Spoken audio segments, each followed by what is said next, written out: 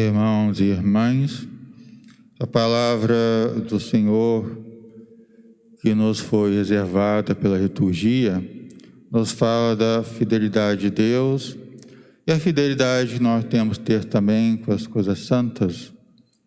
Fidelidade é essa que significa que aquilo que é santo é aquilo que não pode ser tratado como qualquer coisa. O que é algo santo? Quando nós dizemos que o domingo é dia do Senhor e é dia santo, é porque não é um dia qualquer. É um dia que nós vamos para a igreja para participar da Santa Missa, porque o domingo é quando celebramos a ressurreição.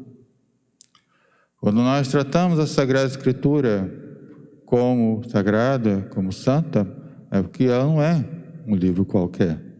Onde está impresso a Escritura, pode ser a Bíblia que você tem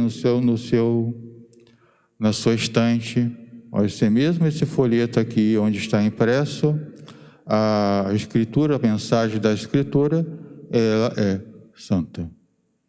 Ela é um objeto de reverência, não adoração, porque a adoração é só Deus, mas é objeto de referência.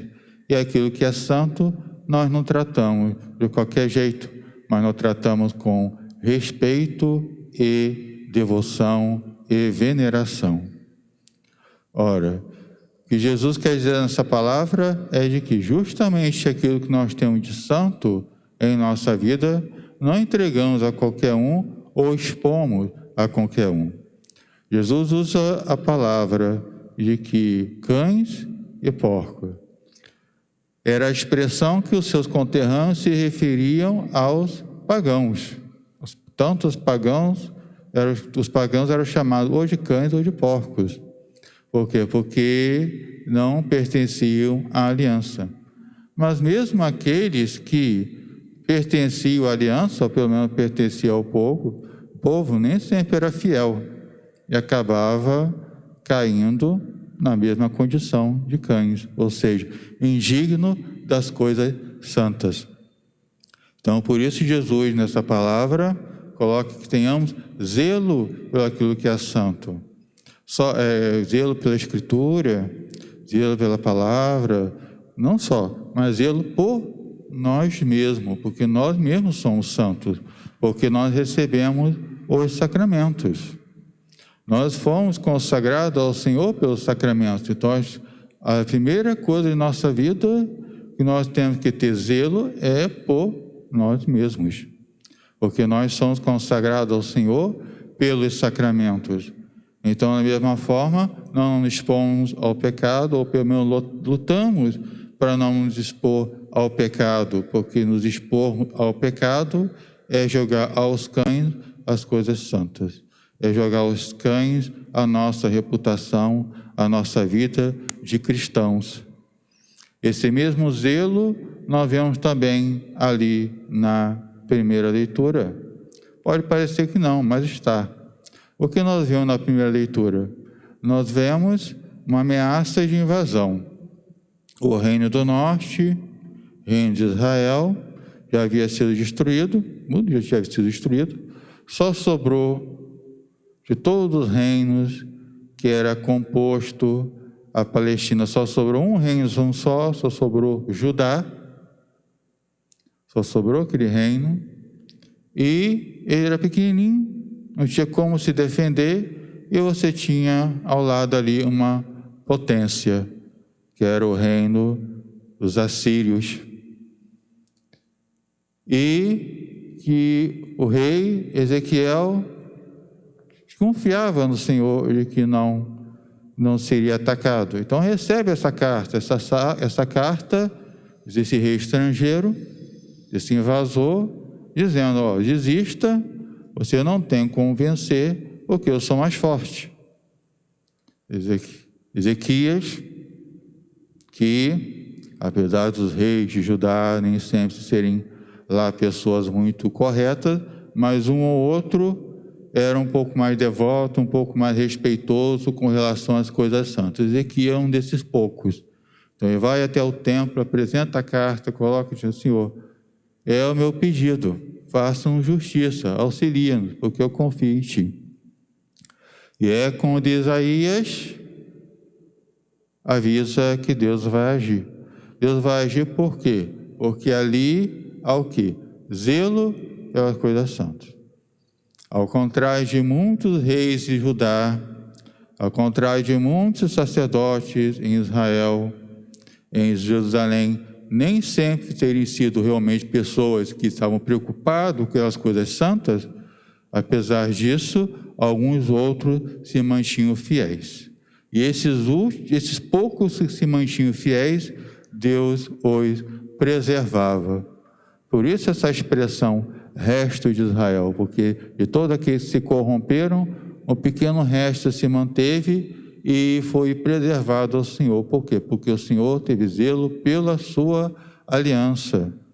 Ele foi fiel à sua aliança, apesar de seu povo não ser fiel muitas vezes. Mas aqueles poucos que se mantiveram fiéis foram preservados. Então esse é o sentido da leitura que nos vem para nós, quando nós colocamos ao lado deste Evangelho. Ali o Senhor preservou a sua herança, o Senhor preservou a sua aliança, por quê? Porque tinha uns pouquinhos ali que eram ainda fiéis. Uns poucos ainda, uns outros sacerdotes, um ou outro governante, que era ainda confiante no Senhor e que sabia que o Senhor iria preservá-los. E ainda que acontecesse, como aconteceu, e Jerusalém foi invadida, não por Senaqueribe, mas por outros, mais na frente, mesmo assim, mesmo que Deus tivesse permitido aquela destruição, ele preservou uma parte do seu povo. Porque mais do que a cidade, construção, mais do que o templo, que era de pedra e madeira, muito mais do que isso, a sua herança é o seu povo fiel. É no seu povo fiel que está a sua aliança, não nas construções. Mesmo que seja o templo feito por Salomão, mesmo que fosse a cidade, a fidelidade de Deus é com o seu povo. Então, se abrir mão, Deus abre mão daquela cidade, abre mão daquele templo, é para preservar o seu povo. Para que o seu povo voltasse e reconstruísse a sua vida e continuasse sendo fiel à sua palavra. Por isso Jesus também está falando ali no Evangelho. Não perca o seu zelo pelo que é santo. Não perca seu zelo pelo que é correto. Não perca seu zelo pelo que é a palavra de Deus. Não perca seu zelo por você, pela sua saúde, pela sua vida, pela oportunidade que você tem de prestar caridade com aqueles que precisam, você prestar a sua oração para aqueles que necessitam, prestar a sua ação junto com a sua oração pelos outros. Preservar isto, porque se você perde isto, se você perde este zelo, a sua reputação como cristão, a sua vida como cristão é jogada aos cães, é jogada aos porcos, e será pisada, será negligenciada, será aviltada por conta disso.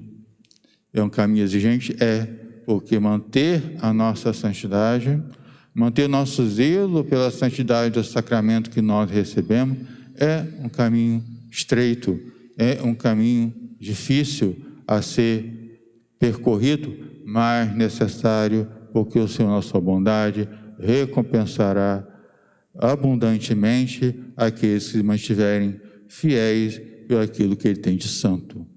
Louvado seja nosso Senhor Jesus Cristo. Para sempre seja louvado.